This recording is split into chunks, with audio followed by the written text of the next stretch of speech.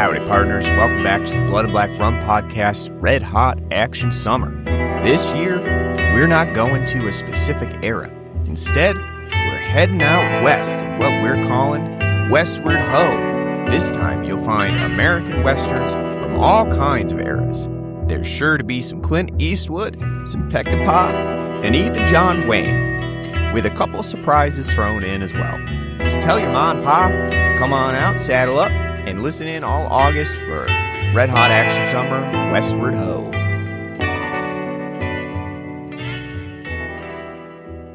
Hey guys, welcome back to the Blood and Black Rum Podcast. I'm Ryan from coldsploitation.com, and I'm joined with my co-host Martin. How's it going? Howdy. Partner. Yeah, that's right. We're knee-deep in cow shit over here. 10-4, good buddy. No, I don't think that one. No, that was wrong. We're not doing trucker? No, unfortunately not. No trucker stuff. No, we are currently in our red hot action summer. Or as Taylor Swift would say, our era. No. And we're going westward. Westward Ho. Last week we started it off, did our first episode on American Westerns. Westerns that are not spaghetti. And we started it with the Wild Bunch. Fun times. Fun episode. And part of the idea behind this that sprung up was that we were going to do American Western specifically, but then all different kinds of years, right? Because like normally when we do Red Hot Action Summer, we're situated in one particular time period, a decade. And this was more of a chance to do all kinds of Westerns from all kinds of eras. So what we're doing this time is we're kind of going back even a little bit further than the Wild Bunch. And we thought it was really appropriate that we had, I think both of us have said this in the past, but neither of us are really big John Wayne Western fans. There's just something about him that never really hits for me.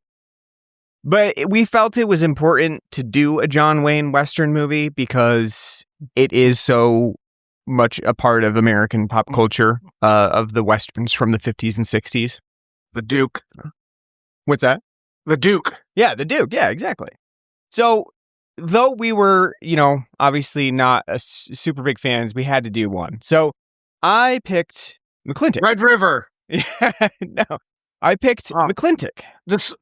McLintock? Which I love, yes, because in the movie, it's very ambiguous how you even say his name. There are characters who quite literally say the name two different ways in two different scenes. They'll say McLintock, and then they'll say McLintock. And I kind of like that. I like the inaccuracy of it and just the, It's a shitty name. Especially, it's a shitty name, not just for the movie, but, you're going to see why there's an exclamation point on this one. McLintock, McLintock. I think it would be more tolerable, because in my head, I will say McLintock. I'm not, again, you're looking at it, Tick, there's no, I agree with that. The phrenology I don't know where you get McLintock from. But I agree. I feel like whenever I look at it, I want to say McLintock as well. It's just the nature of the way that it's spelled out. But maybe it's a Western accent thing. McLintock, something like that. I don't know. But yeah, I do like that. Yeah, when you say the title too, this is one of those fun things about titles. Is you can't just say bored McLintock.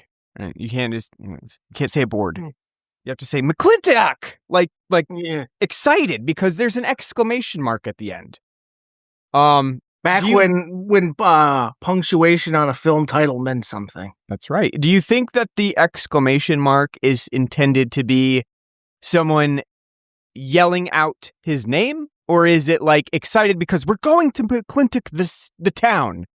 We're Sooners and we're heading to McLintock because it's the up and coming city. I think it's both. It's supposed to be McLintock, what a town, what a fun time this is going to be. And like, hey, McLintock, like, what you doing over there, Mr. McLintock? Like, why are you running around chasing your wife all through town again, McLintock? What are you doing there? So the thing that really interests me about McLintock or McLintock is the poster artwork. So that's what really caught my eye, because I'll be honest with you, I'd never heard of McLintock before. It was, it was obviously a John Wayne movie. But other than that, I didn't really know anything about it. But I saw the poster and I was like, you know what? I feel like if we're going to do a John Wayne movie, we got to do this John Wayne movie, because the poster artwork is just John going ham on Maureen O'Hara's ass, spanking her over his knee. And that is pretty much an iconic poster. And very, after watching the film, very accurate to the things that happen in this movie.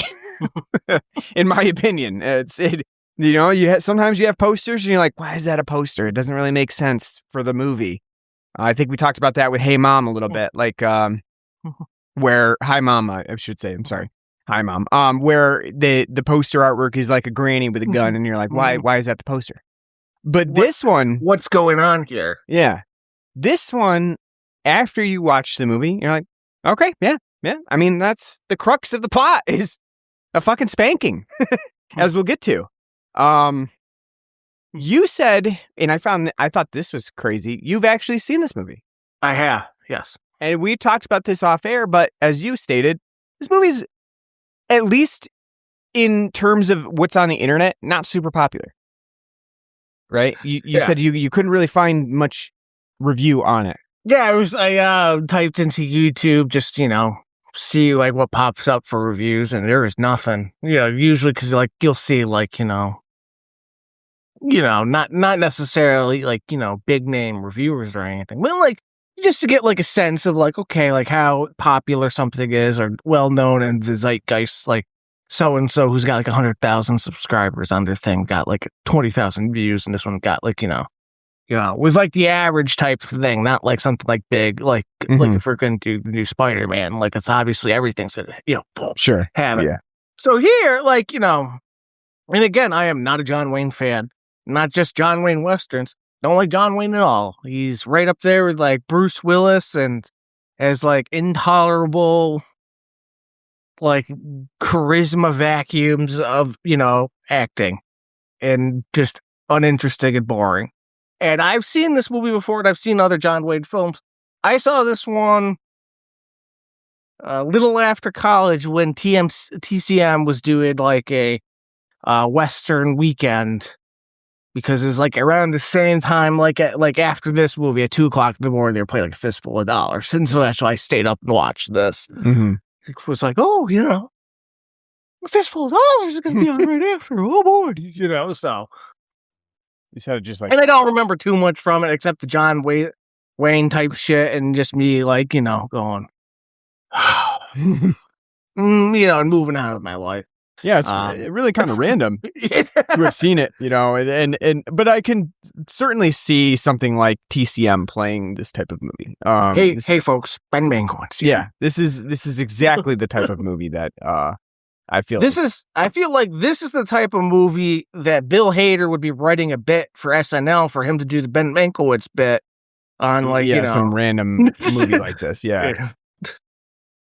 Like I said, not something I'm well versed in, and I'll be honest with you, not well versed in any real John Wayne movies. I don't know that I've ever seen like a full John Wayne movie. Obviously, in popular culture, John Wayne has proliferated. Has a very particular delivery style, and very well known for being a part of these American Westerns that are sort of what we now consider like bonanza like Westerns, ones that are not necessarily super serious, like a spaghetti Western style. They're not as violent. They're not as, I would say they're not as realistic. Like they don't necessarily depict historical accuracy. Though we can talk about how much McLintock does or does not do that. And kind of the the themes in the film. But I like I said, I don't have a lot of background to frame McLintock in terms of how good is it as a John Wayne movie? How good is it, like in his filmography? Is this one of his better movies or not? I really don't know. So we'll kind of refrain from commenting on that. But I think it makes sense to, take my John Wayne virginity in Red Hot Action Summer. So it's a he's gonna take it whether you like it or not. That's true. Yeah, I mean, he's not asking. So, all right. So let's take a break real quick before we really get into the movie itself, and let's talk about the beer that we have on the show today. Yesterday, I had to go down to Saratoga for for an appointment. And so while I was down there, I was like, you know what? I think I'm going to stop into Treehouse and not play ball. Be very twiddle my thumbs while I sit there and drink a beer. Be very cautious and careful at the facilities. And so I went over there and I got a couple beers on draft, and I told Martin that I was going to be there. So if he wanted anything, just let me know. So he picked out the beer for the show today, and I picked it up.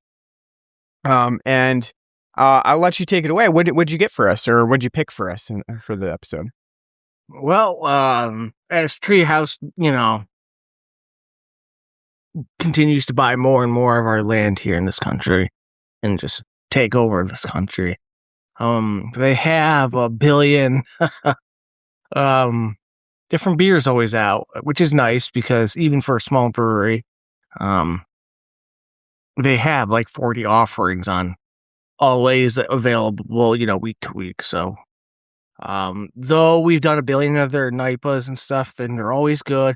I've gotten in the habit of always, when it comes to looking at the list and picking something out to try, look for a style in something that's different and unique, and something that you don't see too often, because the problem, as we have said 1,000 times on this podcast, is with all these breweries and the IPAs and the NIPAs that they make, yeah, they're good, but like all the different how to differentiate and like what makes what slightly different, we can't be asked and bothered to figure it out.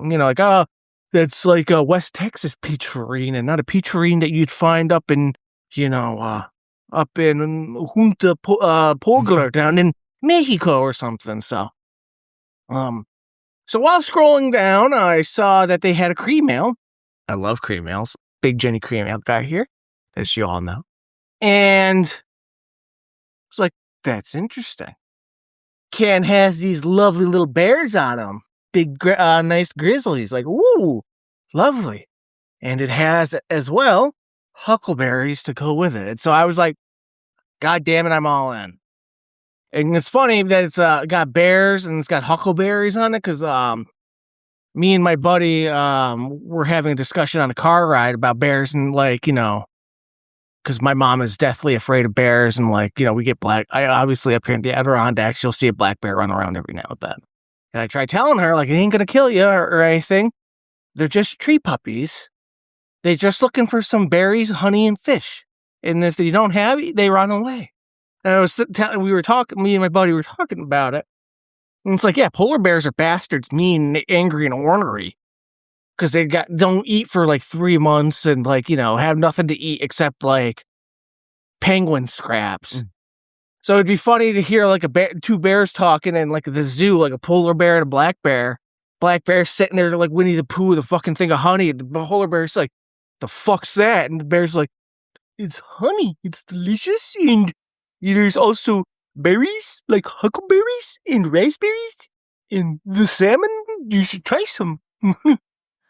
They're just adorable, So that's why I got it, And it's a cream ale with huckleberries. Yeah. I mean, and I think you did a pretty good job of thematically matching it to McLintock too, because the name of the beer is Queen of the Tetons, which is in the Teton range is in Wyoming. We're not quite in Wyoming in McLintock, but I was thinking of the Modest Mouse song. Oh yeah, right.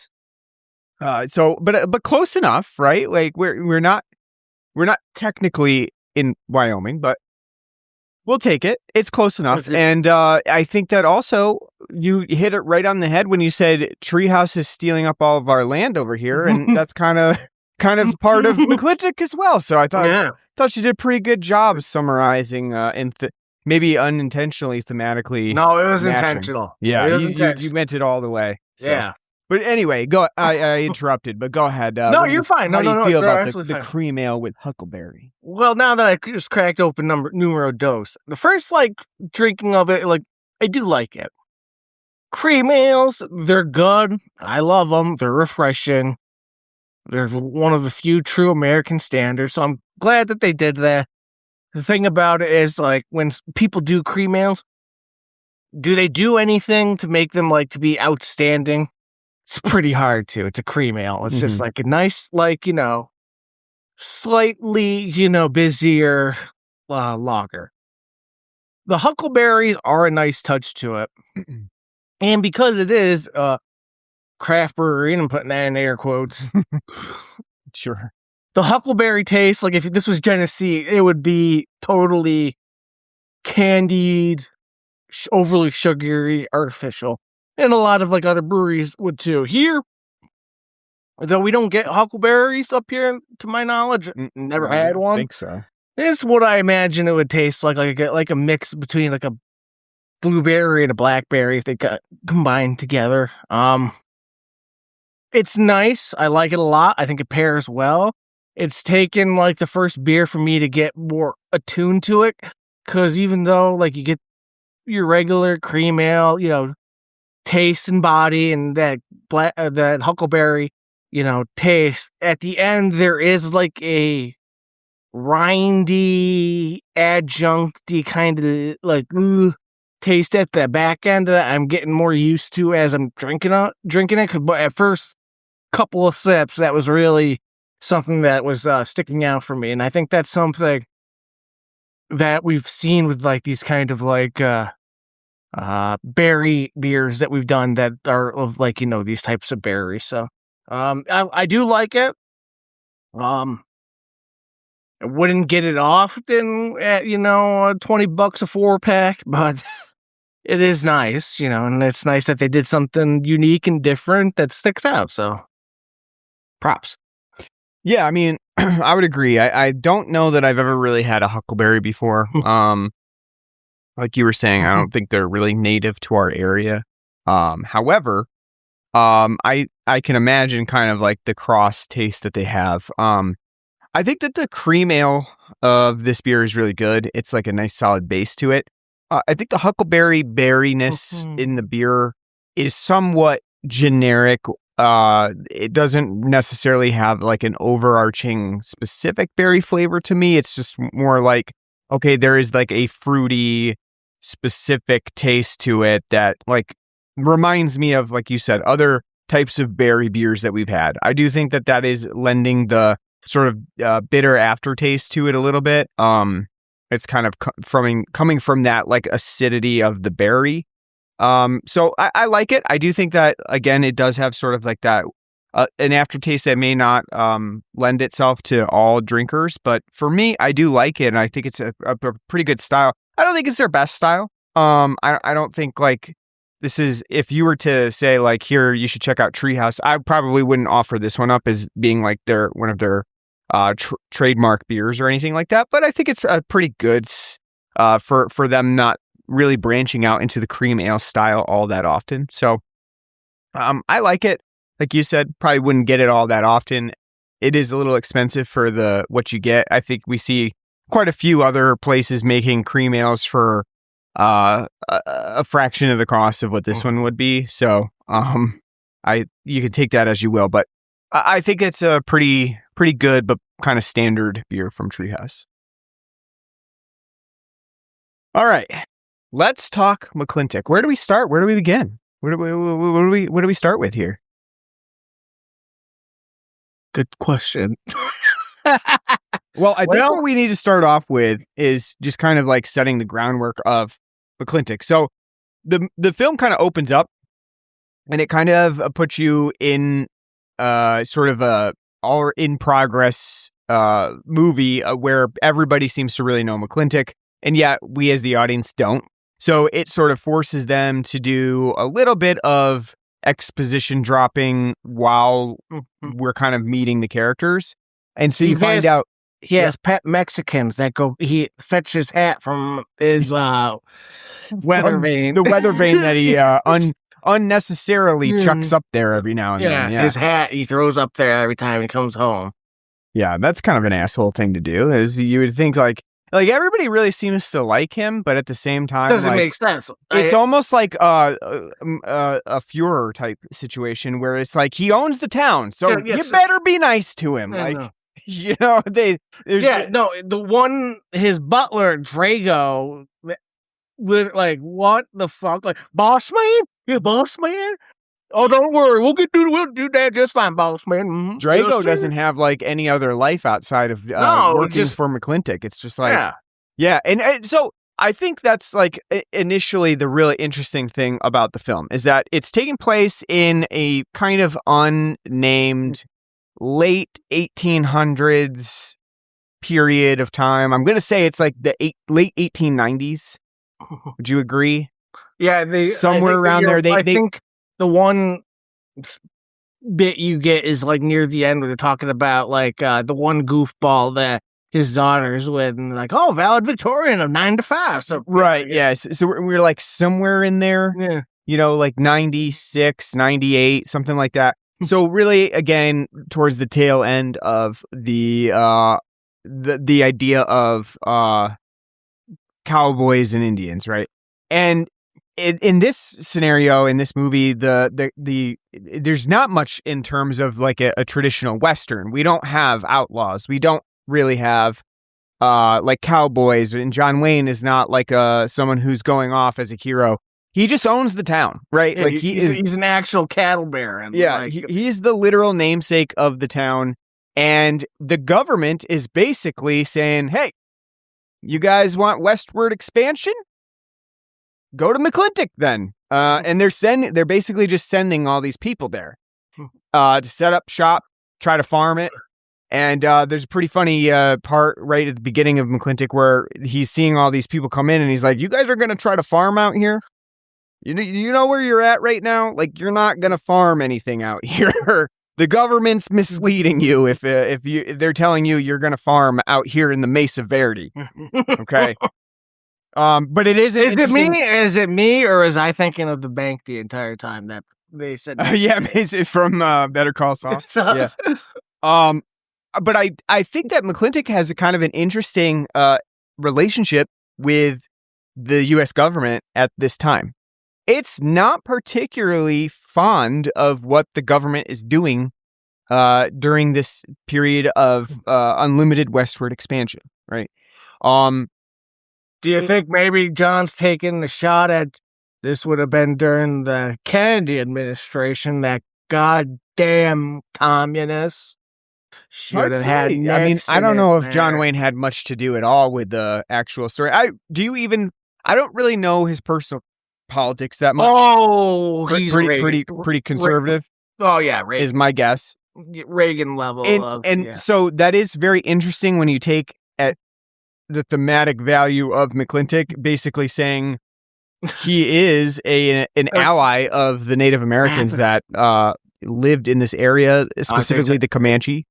I thought you were going to say capital, because he is the capital. Oh, yeah. Looks down at the poor proletariat. Yeah.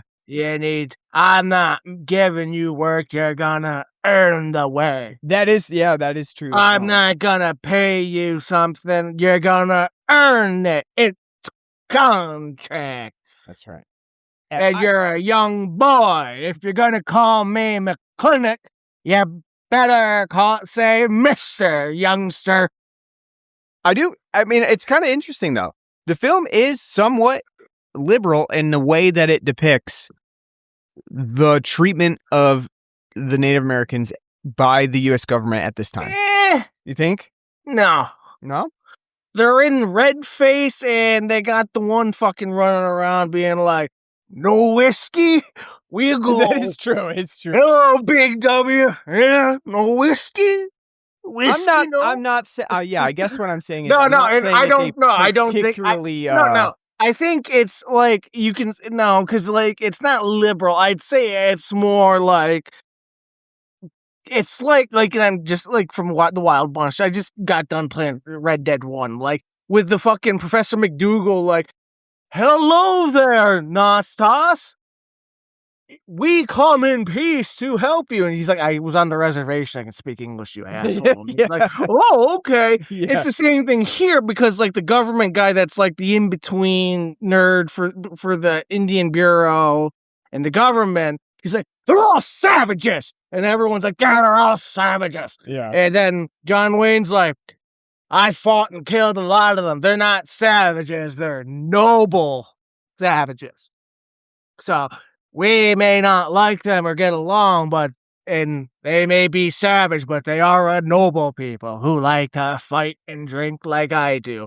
So, like, it's not like I don't know. I don't think I don't think he's an equal opportunity lover with his fucking racist Mickey Rooney Chinese like cooking like it's just so the movie's a fucking mess plot wise because it's like literally has way too many fucking beats and plot points it wants to cover for a film that is this audacious, tenacious, and poorly thought out.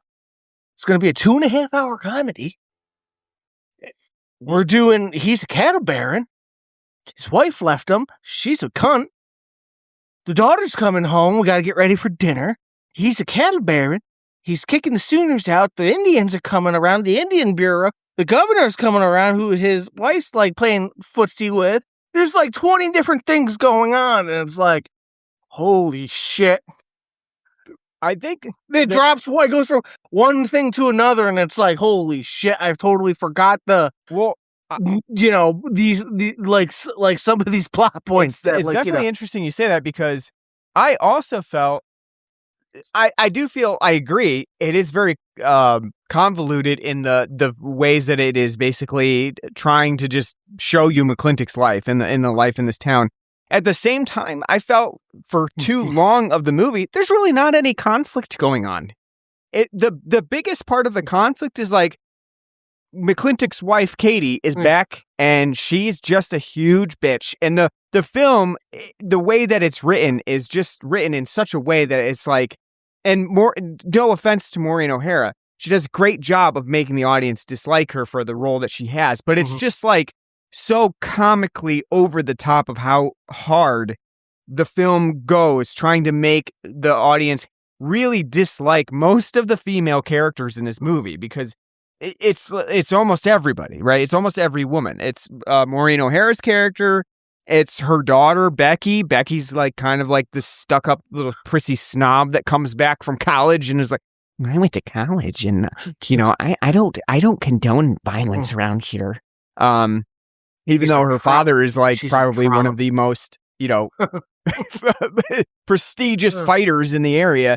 So I think that for too long of the movie, even though, like you said, there is a lot going on in the movie in terms of character development and how many characters are involved and stuff like that, it also lacks it has a serious conflict issue in that for over an hour of the movie, you're like, well, where is this actually going? Like, why am I watching all of these events? Why am I seeing for the 20th time Becky be Catherine be a bitch? It's like, how many times do you have to see her flipping out and being like, and the film, especially now, even if you're not one to be, the woke mind type, is beyond misogynistic. Yeah. Like, I'm the drunk Indian fighter who owns the town and everyone fucking loves me. And you're just a bitch. And you saw me sit on someone's lap once and that's why you haven't spoke to me for 2 years. And women, you're always like bitching about something, but that ain't the real thing that you're really bitching about and mean. And then we see you and my daughter doing the same thing, fucking sitting around being like, I want to be with Mr. Polly Prissy Pants and tight up asshole. But you're secretly sitting there anytime I'm punching someone out or my son's punching someone out, dripping your panties like, whoa, take me away and teach me what's right and wrong. Ugh, like, it's just this idiotic, misogynistic man fantasy of like, that's right. I own the town. I own the cows. I own the railway. When I die, they're gonna name a fucking park after me. You won't get anything. It's it's just this fever dream. Like again, like how many people do you think fucking like with John Rockefeller and or Vanderbilt or whoever had their own like little fucking like company town? Everyone's walking around like, thank God, Mr. Rockefeller sitting here giving us the food to eat, to live, and and the mines and such, and it's just such a like John Wayne jack off like fest of of just bullshit fantasy. It's not like, and it's like just like intolerable. Like it's so intolerable. I think like what really stands out too, like you said, is the rampant misogyny that the film's crux of its position is. Katie comes home and it's kind of like this idea that they've had a fight where she's gone off and like lived in the big city because she hasn't spoken to him about what she's mad about. And it's like the kind of the humor here is sort of this boomer humor that like wives, right? They don't tell you why they're mad at you. They're just mad at you, Women. And the funny thing is like, seeing how McLintock acts in town and what he does, you could probably understand Katie's perspective of like, yeah, he's pretty much an asshole. Like he can be a real asshole. And so you can understand why she might be sick of him. Like he's going out getting drunk almost every night, in true John Wayne fashion. That's right. He's smashing bottles, basically, just like they're trying to keep up with the fucking whiskey that they're consuming on a daily basis over here. They can't even make it fast enough. So they even have his new cook, Mrs. Warren, be like when they're having their private little talks. She's like, "Now listen here. I know women can be bitchy, and you're being bitchy for no reason." And he's blah blah blah blah blah blah blah blah. It's like shit. You met the man for a day. He said your biscuits tasted good. That's true. They look. I fucking love that. That's like sort of like a double entendre of like, you taste this biscuit. You taste her biscuit. Sure. I did taste her biscuit. He didn't have any gravy to go with biscuit, so I don't know how good it was gonna be. That's true. You're out in the fucking Mesa Verde, sweating your ass off because you're wearing an ascot around your neck and like two jackets on and all your saddle stuff. And you're like, here's a biscuit. Here's a nice dry biscuit, too. Isn't that good? Oh, it's delightful. It tastes like chalk. But she goes in there to tell her, like, we can be women together, and because, Katie's jealous of her because he thinks McLintock's, fucking her. Yeah. But she's like, I know how we can be. Sometimes we want to show them that we're angry and mean, but we don't want to let them know why we're angry and mean. But you need to grow up and blah, blah, blah, blah, blah, blah. Like, it's just, her fault for being a bitch. And it's just so, the one joke the film doesn't make is when you're talking about all of misogyny, is like just him being like, going to Drago and like slapping him on the back, be like, must be PMSing. Yeah. Which I was thinking about the other day too. It's like, you know what I haven't heard in 20 years as a joke? Yeah. Yeah. Something like the time of the month, Yeah. Yeah. I don't know if you knew anyone, but like my dad every day that would break that out back in the day. My mom would be pissed off or something like, sure. It's like, what? What's wrong with her? It's that time.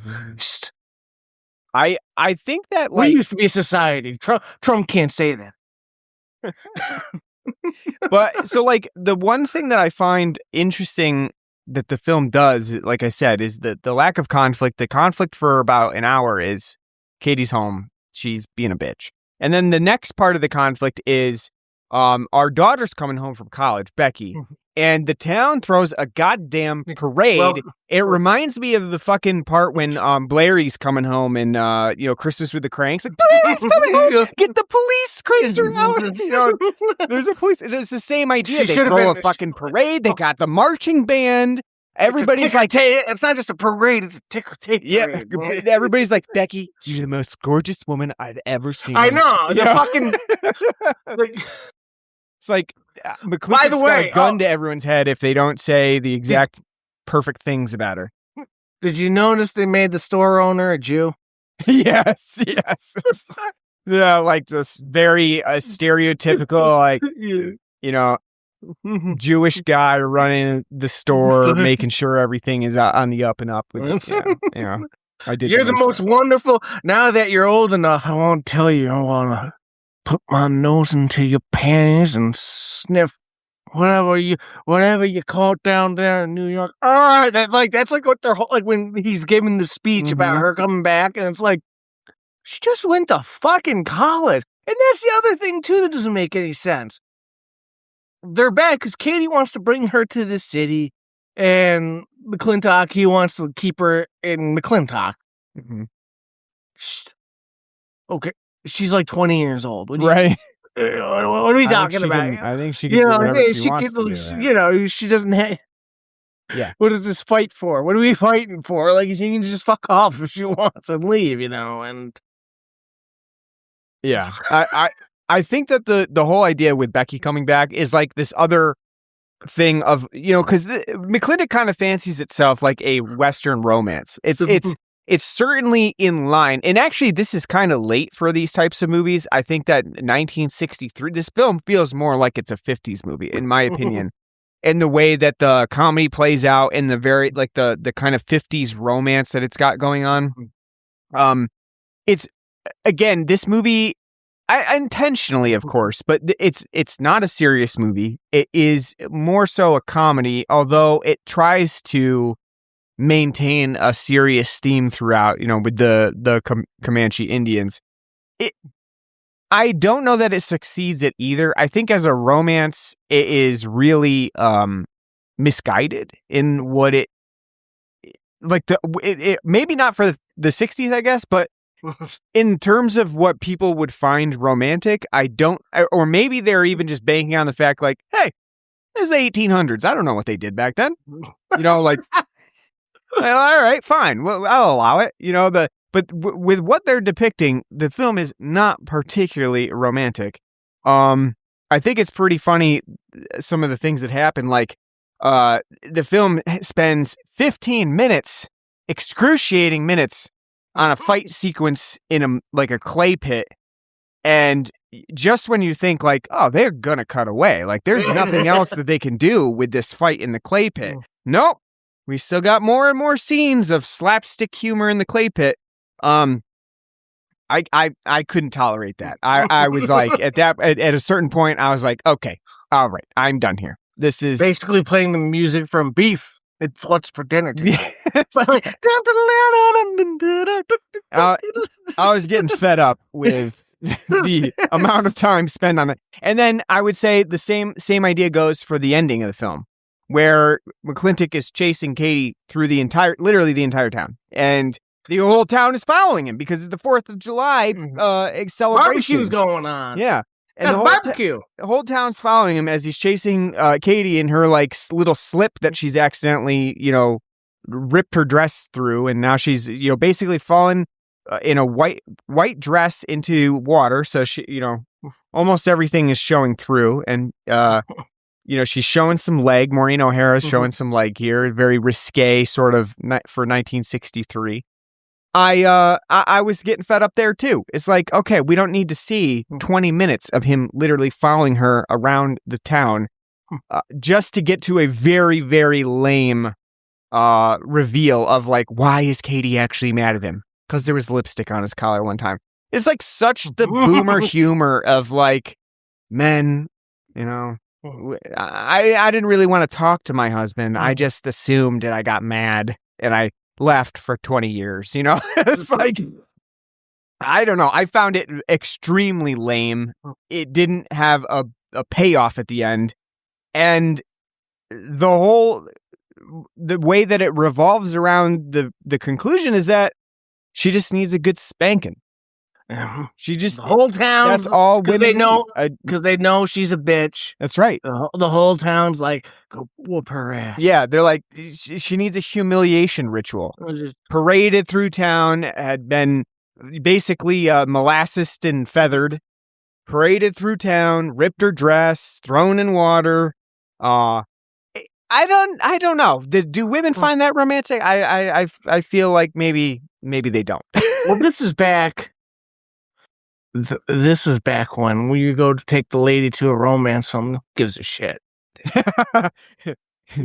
or maybe on the other hand, it was like marketed as like, this is for everyone. Women will like it. It's got romance. Men will like it. It's got John Wayne. You know, it's for everyone. It's masculine. It's feminine. Everybody will like it. It's right up there with 2 Meals for Sister Sarah. Don't you want a wife for your own children? You know, family, a companion. Why would I want that? Tell me to quit drinking, quit roaming, quit gambling. Fuck that. See, like that basically is what the ending is. Is like him being like, see, you can be an asshole and get away with it. Yeah, and then you just gotta hold out long enough. And the ending is like, you just need to take that strong hand and show her who's boss. And when you do that, the woman is gonna be like, you know what? You're right. He's strong. Why would I not want that? He's strong. The cold shovel hitting her in the ass. and his daughter when his son, when Deb does it to her at first, like, is comical because they have like a sound of like that thing hitting something else metal, but it's hitting their ass, and it's like. Like it just like doesn't work at all, and it just sounds so, you know. I just still cannot believe that this whole movie is predicated around like someone's fetish. Like the writer's fetish here is like, I want to see women spanked, you know. And so like the whole movie is like, how can we get these characters in situations where the man has to spank them, preferably with a coal shovel? Like what? Why is that? Why is that needed in this movie? And I just love the fact that like John Wayne for his daughter is like so gung ho about like, you know what, Dev? No, you gotta smack her with this shovel because she wanted me to shoot you. You know, like so like go for it. It's like everybody in this movie has some sort of mental disorder. It's just good J.D. Vance values. That's right. I just was like, wow, this movie is quite the fetish.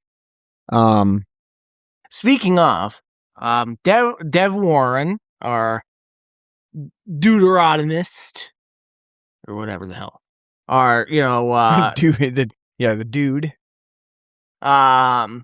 Played by Patrick Wayne. Did you know that was his John Wayne's son or no? No, when I was watching the movie, I did not really put that together. You know, definitely did not see it. You told me about it, but no, I would never have thought. It feels like it's a film, and John Wayne's using it as a means to like, I'm gonna give you some family values, boy. Well, it also feels strangely like John Wayne's being like this, ushering his son into like, look, he's a strong dude. Like he gets into this fight and beats the crap out of this one guy. You know, I don't know. It just, it makes sense, but it also feels weird. I don't know. It just seems kind of unnecessary to have it be his actual son. He's not like he's not bad, but again, like the whole John Wayne-isms of like the film, like again, like, well, howdy there, Mr. McLintock. Yes, good day, GW, Mr. McLintock. Yes, that's right. I may beat the shit out of my wife and think the Indians are the fucking devil, and so are the Jews, but at least I said Mr. McLintock. My manners is what matters most. You know, it's just...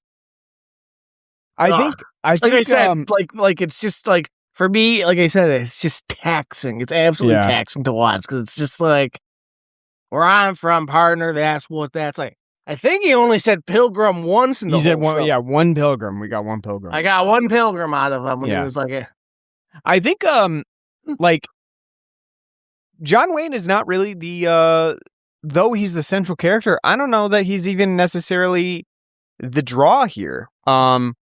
I think the guy who plays Drago is pretty interesting. I know that he's playing this sort of like servant type guy, but I found him pretty funny. Chill Wills, his name is.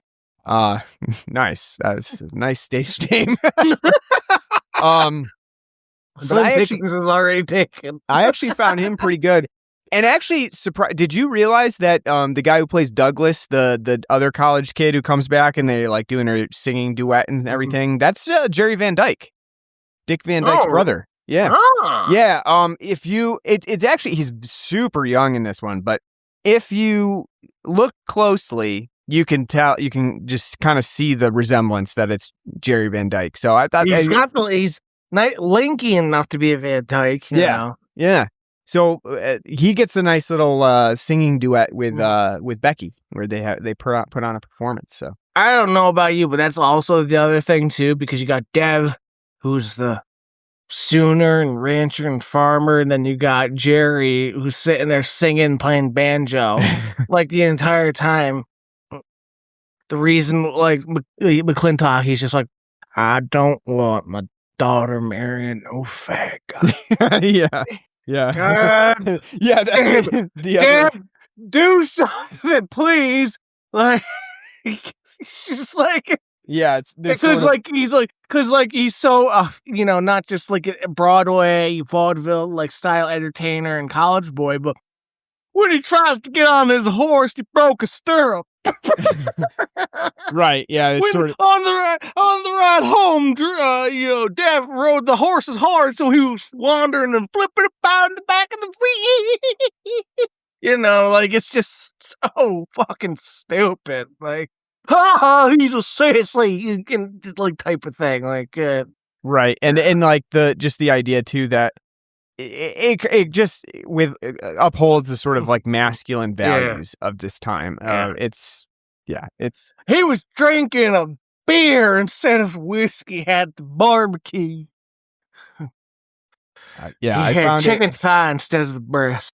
I found it pretty funny. That it, like, again, like you said, I do think that it is to some extent kind of surprising the way that it lands on like the U.S. government and Native Americans. But at the same time, it is also extremely upholding of these very conservative values that may or may not have been popular at the time of the film's production, but also, I don't necessarily know that they were equivalent to 1800s America either. From what I briefly saw, is apparently this is one of the, and I don't know how true it is or not, so take it with a grain of salt.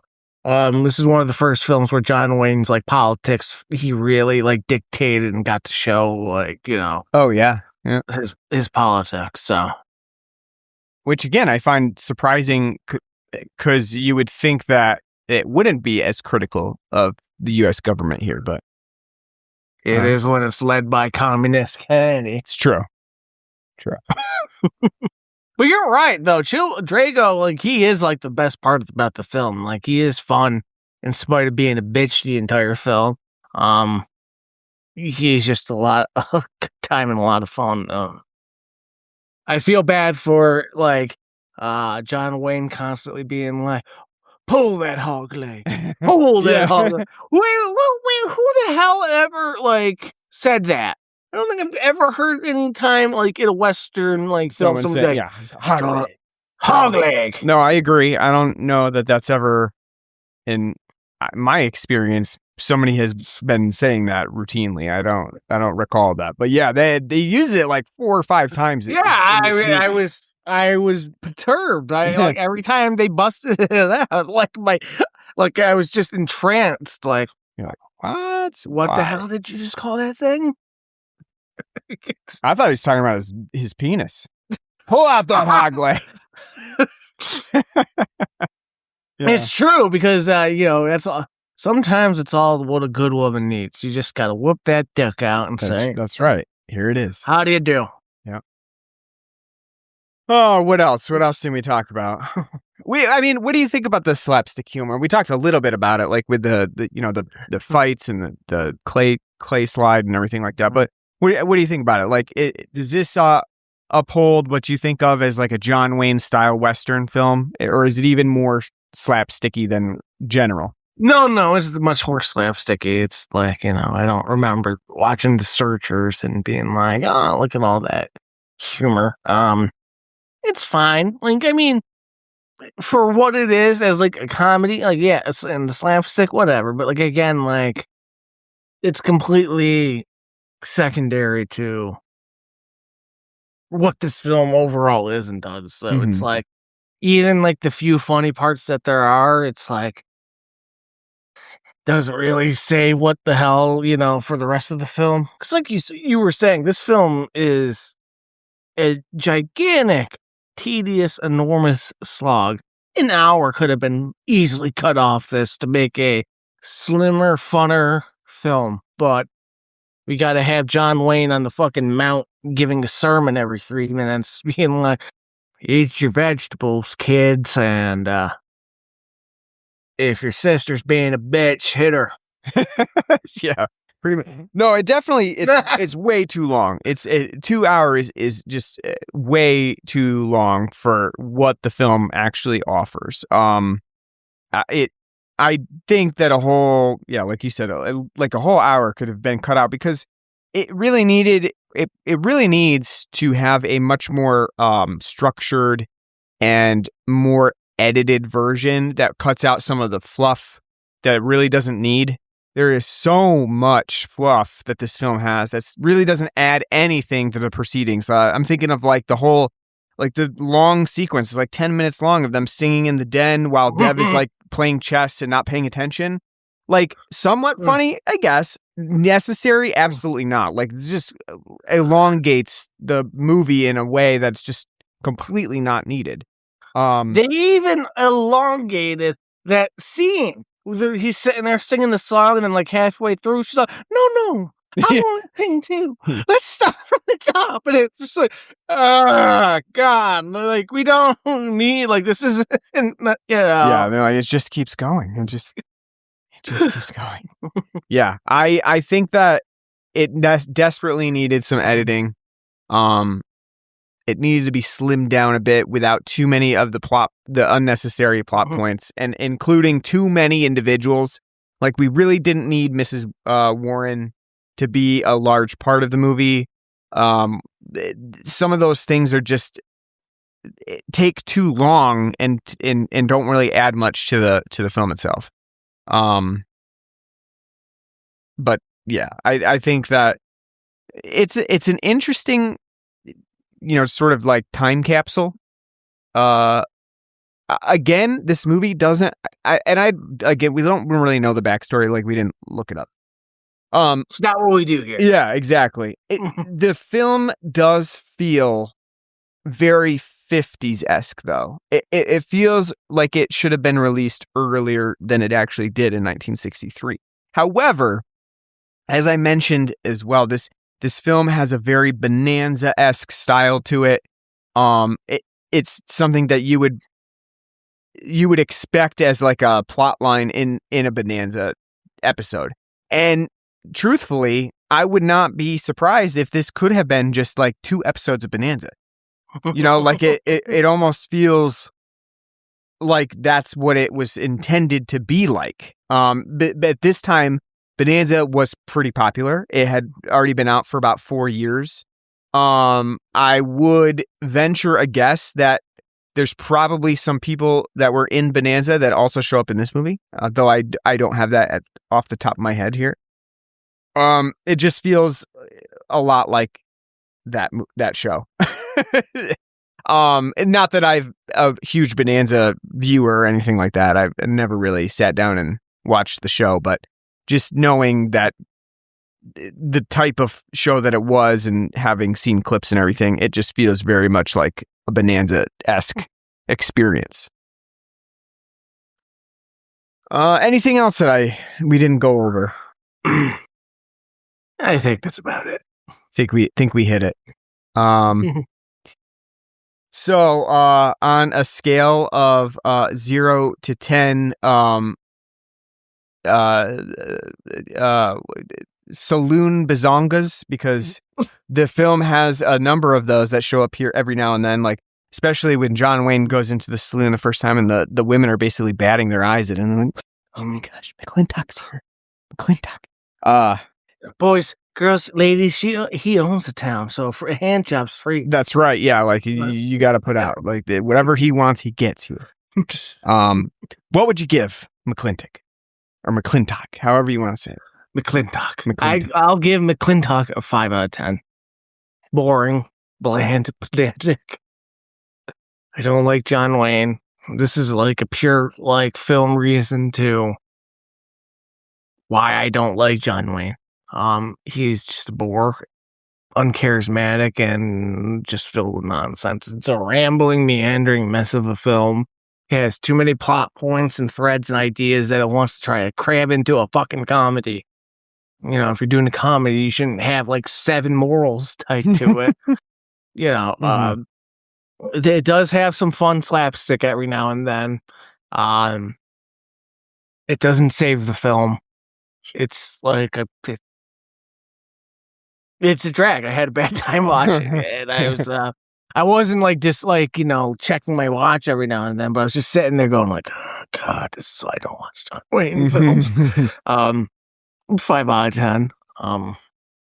It's just the problems with it. If you've listened to the episode, you'll know, like, I don't, you know, that's all I can say. 5 out of 10. Like, you know, just listen to the before to get your answer.